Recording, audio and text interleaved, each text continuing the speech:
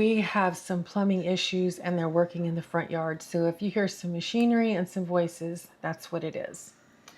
Esther Chapter 6. That night the king could not sleep, so he ordered the Book of Chronicles, the record of his reign, to be brought in and read to him. It was found recorded there that Mordecai had exposed Bigthana and Teresh, two of the king's officers who guarded the doorway, who had conspired to assassinate King Xerxes. "What honor and recognition has Mordecai received for this?" the king asked.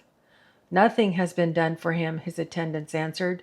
The king said, "Who is in the court?" Now Haman had just entered the outer court of the palace to speak to the king about impaling Mordecai on the pole he had set up for him. His attendants answered, "Haman is standing in the court." "Bring him in," the king ordered. When Haman entered, the king asked him, "What should be done for the man the king delights to honor?" Now Haman thought to himself, "Who is there that the king would rather honor than me?"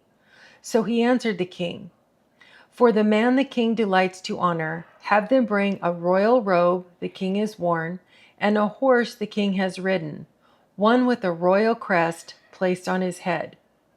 Then the robe and the horse be entrusted to one of the king's noble princes.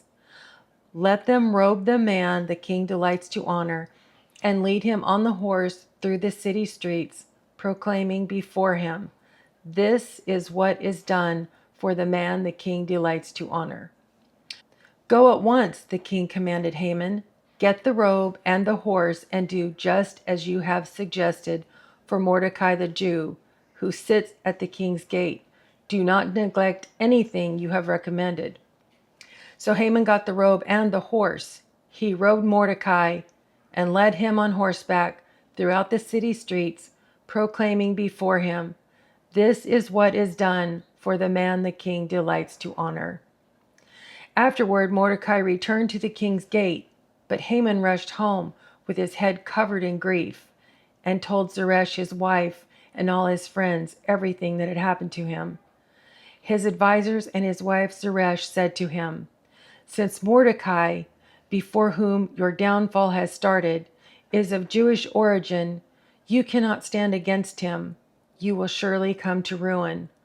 While they were still talking with him, the king's eunuchs arrived and hurried Haman away to the banquet Esther had prepared.